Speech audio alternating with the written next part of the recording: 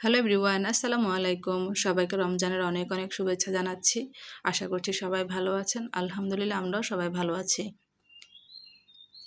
এখন হচ্ছে দুপুরবেলা, আজকে হচ্ছে প্রথম রমজান। তার জন্য দুপুরবেলা রান্নাবান্নাটা করে নিচ্ছি, যেহেতু বিকেলের দিকে গ্যাস থাকবে না। যখনই রান্নার চাপ থাকে তখনই গ্যাস থাকে না। আগে তো দুপুরবেলায় থাকতো না, এখন হচ্ছে বিকেলবেলায় থাকে না। তার জন্য হচ্ছে রান্নাটা আগে করে নিচ্ছি, আর বিকেলবেলা হচ্ছে শুধু ভাজা পোড়ার কাজগুলাই করব।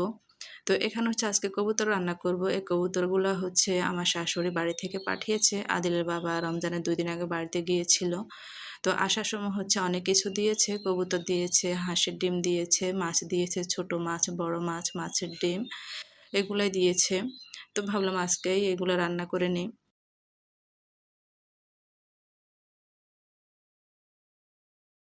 তো ভালো করে পরিষ্কার করে নিয়েছি, বাড়ি থেকে পরিষ্কার করে দেওয়া হয়েছিল।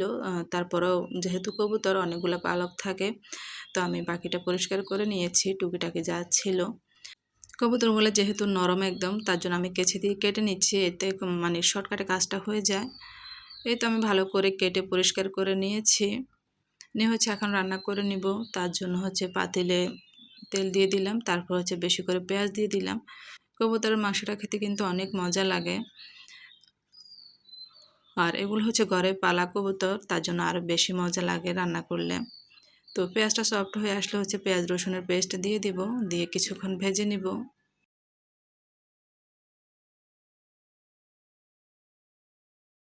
ভেজে নেওয়ার পর হচ্ছে হলুদের গুঁড়া, মরিচের গুঁড়া, তারপর হচ্ছে জিরা গুঁড়া দিয়ে দিব।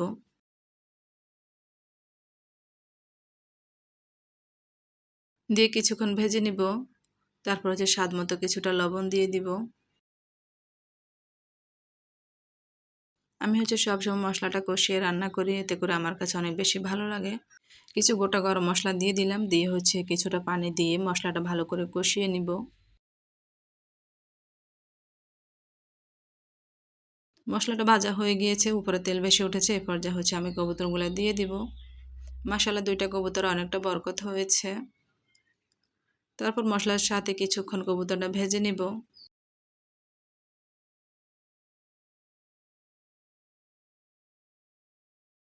তারপর হচ্ছে এখানে কয়েক টুকরা আলু দিয়ে দিব। কবুতরের সাথে আলু দেওয়াটা খুব মানে হাস্যকর, কিন্তু আমার আদিল মাংসের সাথে আলুটা অনেক বেশি পছন্দ করে, তার জন্যই দিয়েছি। আর এখানে হচ্ছে সকালবেলা আদিলের জন্য কিছু রুটি বানিয়ে রেখেছি, যেহেতু রোজার দিন একটা একটা রুটি বানাতে কিন্তু অনেক বেশি ঝামেলা হয়।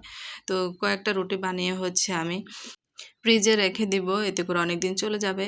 আর এই তো এখানে আমার কবুতরের মাংসটা হয়ে গিয়েছে। দেখুন মাশাআল্লাহ, কালারটা অনেক বেশি সুন্দর আসছে, খেতে অনেক বেশি মজা হয়েছিল। আর হচ্ছে বাড়ি থেকে যে মাছের ডিম দিয়েছিল, ওটা হচ্ছে ভেজে নিচ্ছি। আদিল কিন্তু মাছের ডিম অনেক বেশি পছন্দ করে, তো এর জন্য ভাবলাম যে এখনই ভেজে নিই এগুলা। আর রোজার দিন দেখা যায় কি সবজি বা খুব একটা খাওয়া যায় না। সন্ধ্যার সময় তো কোনো মানে ভাত খাওয়াই হয় না, ভোর রাতে যা একটু খাওয়া হয়। তো দেখা যায় কি এক তরকারি 2 দিনও চলে যায়। ভিডিওর মাঝখানে আমার আপুদের কাছে একটা জিনিস চেয়ে নিচ্ছি, তা হচ্ছে আপনি যদি আমার ভিডিওটি দেখে থাকেন তাহলে প্লিজ একটি লাইক দিয়ে দেখা শুরু করবেন। আর আপনি যদি আমার চ্যানেলে নতুন হয়ে থাকেন চাইলে আমার চ্যানেলটি সাবস্ক্রাইব করে রাখতে পারেন। আর যদি ফেসবুক পেজ থেকে দেখে থাকেন তাহলে প্লিজ একটি ফলো দিয়ে দিবেন। আমার রান্নাবান্না কমপ্লিট করে হচ্ছে আমি তাড়াতাড়ি আদিলকে মাদ্রাসা থেকে নিয়ে আসছি, আরও ঘরের বাকি কাজগুলো করে নিয়েছি। আর এটা হচ্ছে বিকেলবেলা, এখন হচ্ছে ইফতারটা রেডি করে নিব, তার জন্য পেঁয়াজটা আগে ভেজে নিচ্ছি।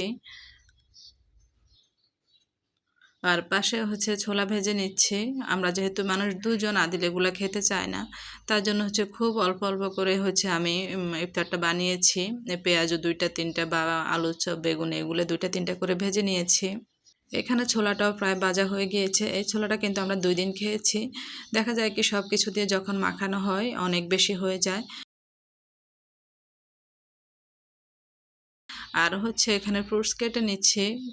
রোজার দিন দেখা যায় কি ফ্রুটস কাটাটা হচ্ছে অনেকটা প্যারা হয়ে যায়। তো মানে অনেক ধরনের ফলই কাটা লাগে, তারপর সালাদ থাকে। আর এখানে প্রথম হচ্ছে রমজানে তরমুজ কেনা হয়েছে। আদিলের বাবা হচ্ছে সব সময় মানে রোজা শুরু হলে হচ্ছে তরমুজ কেনা শুরু করে একদম প্রথম থেকে। তো মানে কেমন পড়বে না পড়বে এই জন্য ভয়ে ভয়ে কিনেছিল, কিন্তু মাশাল্লাহ তরমুজটা অনেক বেশি ভালো পড়েছে, খেতে অনেক বেশি মজা ছিল, একদম মিষ্টি ছিল, আর কালারটা দেখে বোঝা যাচ্ছে কতটা ভালো পড়েছে। তরমুজ ২ টাই কিনেছে। একটা হচ্ছে আমার বড় বাসুদেরকে দিয়েছে। তো বড় ভাইয়া হচ্ছে কিছুক্ষণ পরেই এসে অনেক কিছু দিয়ে গিয়েছে। কলা, পেয়ারা, তারপর হচ্ছে লেবু, আবার হচ্ছে জিলাপি দিয়ে গিয়েছিল। আর এখানে হচ্ছে আদিলকে হচ্ছে একটা আইসক্রিম শেপের তরমুজ কেটে দিয়েছি। ও এটা পছন্দ করে। তো ১ পিস বা ২ পিস খায়, এর বেশি খায় না। এদিকে হচ্ছে আমার তরমুজ কাটাটা হয়ে গিয়েছে। আমি হচ্ছে আর বাকি ফলগুলা কেটে নিব। দেখা যায় কি ইফতারের আগে অনেকটা তাড়াহুড়া হয়ে যায়। যেহেতু একজন মানুষ সব দিকে হচ্ছে সামলাতে হয়। আর পেয়ারাটা কিন্তু অনেক বেশি মিষ্টি ছিল, একদম তাজা ছিল। আর কচকচে পেয়ারাগুলো খেতে কিন্তু অনেক বেশি ভালো লাগে। আমার আদিল হচ্ছে পেয়ারা একটু নরম হলে আর খেতে চায় না। মানে ধরবেই না একদম যে এটা কেন নরম হয়েছে, আমি নরম পেয়ারা খাবো না। আর ও হচ্ছে বিচিগুলা খায় না, শুধু উপরের অংশটাই খায়। তারপর হচ্ছে এখানে কমলা ছিলে নিচ্ছি, আপেল কেটে নিয়েছি। এই তো সবগুলা রেডি। আমরা হচ্ছে এখন ইফতার করব। আলহামদুলিল্লাহ, আলহামদুলিল্লাহ সবকিছুর জন্য। রমজানে হচ্ছে বরকত, অনেক বেশি বরকত সবকিছুতেই। এই সিয়াম সাধারণ মাসে আল্লাহ যেন আমাদের সকলের গুনাহ মাফ করে দেন। আল্লাহ যেন আমাদের সবাইকে হেদায়েত দান করেন, ভালো রাখেন, আমাদের ভবিষ্যৎ যাতে সুন্দর হয়। আল্লাহ যেন আমাদের সকলের মনের আশা নিয়ত পূরণ করে দেয়। আমরা সবাই সবার জন্য দোয়া করব। আমরা যারা এই রমজানে সুস্থ আছি বা আমাদের আত্মীয়স্বজন যারা সবাই আছেন আলহামদুলিল্লাহ, তার জন্য আল্লাহর কাছে লাখ লাখ শুকরিয়া। আল্লাহ যেন আমাদের সবাইকে ভালো রাখেন। এখন হচ্ছে ইফতারের সময় হয়ে গিয়েছে, আমরা ইফতার করে নিব। আর সবাই প্লিজ একটি লাইক দিয়ে দিবেন। আজকের ভিডিওটি এই পর্যন্তই। আসসালামু আলাইকুম।